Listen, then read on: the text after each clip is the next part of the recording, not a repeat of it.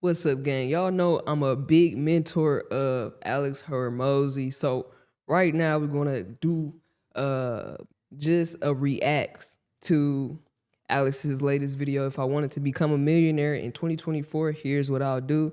So let's go ahead and get right on into it. And yeah, let's go. This is the blueprint to becoming a millionaire, and I'm going to walk you through the levels to becoming one. Level 1 is the fundamentals of wealth creation, and we're going to start with what even is a millionaire? I became a millionaire in my early 20s. I had my first cash million in my bank account when I was 27, and I crossed $100 million in net worth by age 31. So I became a millionaire 100 times in a row. So I can tell you how to do it at least once. And I've helped over 100 other people create $1 million plus net worths. Bro, I'm about to turn 27 next year, man, and he just give me motivation every time I watch him, bro. Every time, I swear to God. There's two ways that you can become a millionaire. You can earn your way there, or you can own your way there. And the faster way is to own your way there. And that's what I'm gonna walk you through. Interesting. So I'm gonna walk you through both examples of earning your way there, which is how I first thought it was, versus owning. So if I wanna earn my way to $1 million, then I'm going to need to make $2 million over X period of time that gets to $250,000 per year. In some instances, I might be able to sell this company if it was truly automated and had a team of people that worked without me needing it. I could sell this at probably a 4 times multiple, but that would get us to a $1 million net worth. And so what's interesting here is that almost the actual income between the two is almost identical. But as soon as you achieve it, you almost already have the net worth. So I think my problem right now, just being in my business right now, I can't get to that point if I'm actively doing a lot of the work. So I've been hiring out. I've been trying to remove myself out of the day to day so that I can get in a position of owning instead of earning. All right, let's get back to it. Let's to the next step on our journey. Don't diversify. Diversification, to quote Uncle Warren, is a hedge against ignorance. You only diversify if you don't know what you're doing. The more you know, the less risky it is. You only diversify if you don't know what you're doing? That's an interesting take, but I get it though, because if you dive into your business and stay focused within that one thing, you can figure out ways to make it work, ways to make it improve. So I kind of get where he coming from a little bit. What's the one thing that you're going to invest your most valuable resource? Because when you're early on, you don't have that much money. So your most valuable resource isn't your money, it's your time and your attention. There's 2 ways we can allocate it. V1, we do little allocations like this. I'm gonna look at crypto, I'm gonna look at day trading, I'm gonna look at Forex, I'm gonna look at flipping houses, I'm gonna look at long-term investing in real estate, I'm gonna look into Airbnb, I'm gonna look into starting an ATM business, I'm gonna look at, you get the idea, right? So let's say this is you, and this is your time and attention that you have to pursue any new opportunity. So you say, I need 7 income streams because the average millionaire has 7 income streams. So I'm gonna spread myself thin between 7 different opportunities. And while I do that, I'm gonna be multitasking, trying to fill different cups at the same time with different colors. And I'm somehow gonna wait until one of these things takes off, right? I have to see which ones of these will work. But the reality is, it's not which of these ones will work. Any of them could work if you put the work in, because it's absolutely true that people who are the wealthiest have multiple income streams. But what's not true is about how they got there. The wealthiest people in the world go all in on one income stream, and they keep adding it up over and over and over again until it overflows. And then once it overflows, because they're making so much money from their one opportunity, they then start diversifying back between the other different ways. But Man, a lot of people not getting that, and me included. It's just hard to wrap your mind around that. If you focus on that one thing, then you can propel. But it's like sometimes when you got the pressures of your financial life, your life that you're trying to create a certain amount of income, it can just be a lot of pressures. You don't make money by splitting your attention up. You make it by focusing on the one thing that matters most. Because I think it's very arrogant to think that your 10% of your attention, where you're not even that good at business to begin with, spread between 10 things, is somehow going to compete against somebody who's putting all of their effort on one thing. But here's the fallacy that most people who are starting out don't get. They think, I'm going to try all of them and see which one works out. Or rather, I'm gonna try to start multiple things and see which one takes off. But the reality is that all of them could take off, or none of them could take off, but it's solely based on which one you work on. So it's not which one will work, it's which one will you work on. There's 5 stages that you go through as an entrepreneur when you're considering a new opportunity. Phase 1 is called uninformed optimism. This is where you are uninformed, but you're like, man, this opportunity sounds so great. Look at all these people making all this money. And so then you dive in.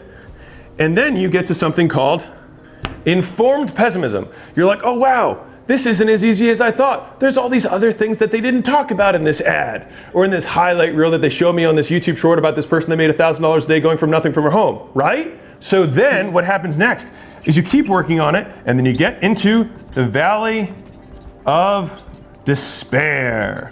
Sad face, sad face. That's where a lot of people end their businesses once they get to the valley of despair. But you gotta just keep going, bro. Keep going.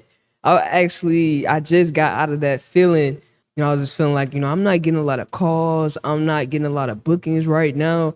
And I usually see a certain amount when it comes to this point in the month. So what I did was, okay, let's do another ad strategy. So as soon as I did that, I was getting back to 3 inquiries a day, getting more phone calls. So I'm like, okay, just solve the problem. Figure out where that problem is coming from.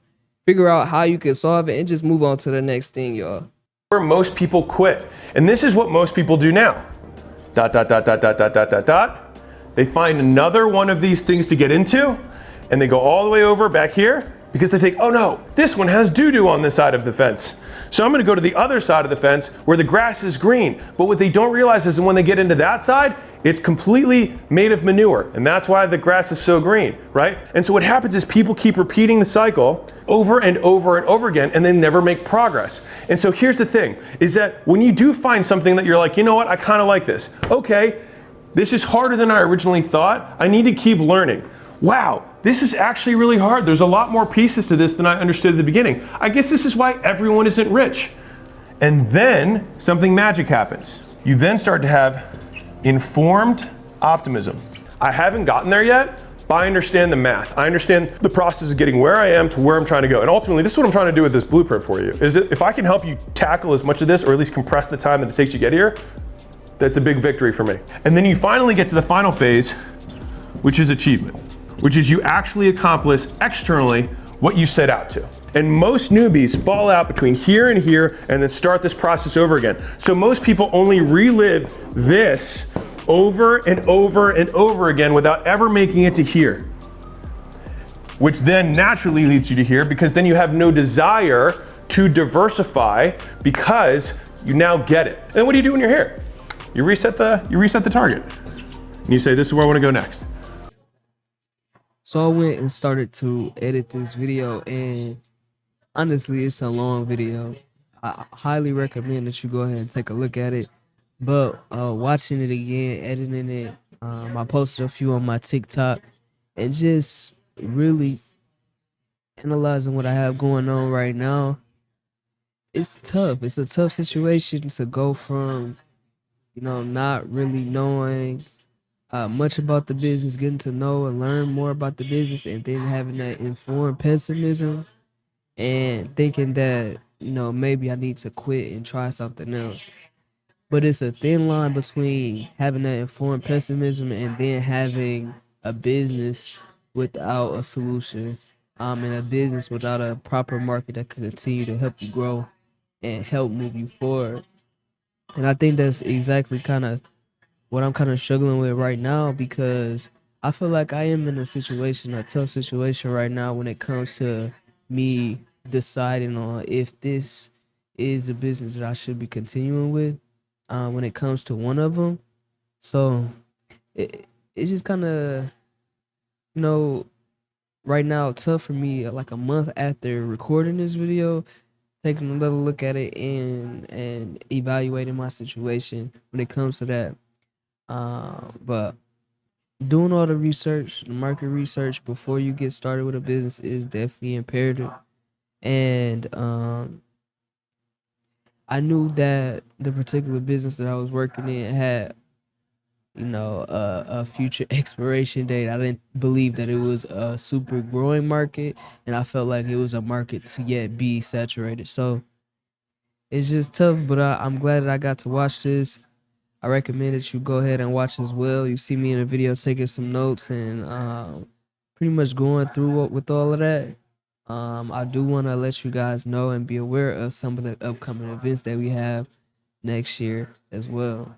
We have an accountability group. The accountability group is called Intentional Leaders.